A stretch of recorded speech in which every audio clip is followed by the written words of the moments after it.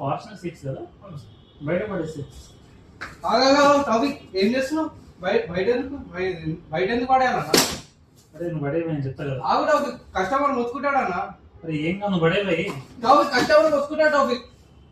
ఏ ఏంటిది మాకేంటిది అంటున్నా? అరే నువ్వు వెళ్ళి ఫస్ట్ కార్లో చూడప్పుడు నీకే అర్థమవుతుంది. కార్ బయట చెక్ చేస్తున్నావు, లోపల చెక్ చేయి ఫస్ట్.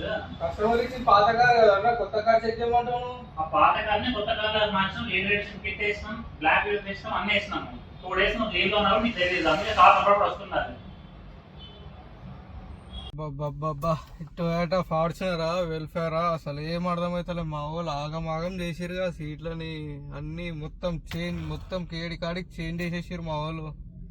కానీ హీటింగ్ ఉంది, కూలింగ్ ఉంది, మసాజింగ్ ఉంది, ఫాస్ట్ ఛార్జింగ్ కూడా ఉంది. ఇన్ని గరం ఉన్నాక ఇక టొయోటా వెల్ఫేర్ కూడా కొంటాడు, ఫార్చునర్లే కొంటాడు, అందరు రెక్లైనర్లే వేయించుకుంటాడు.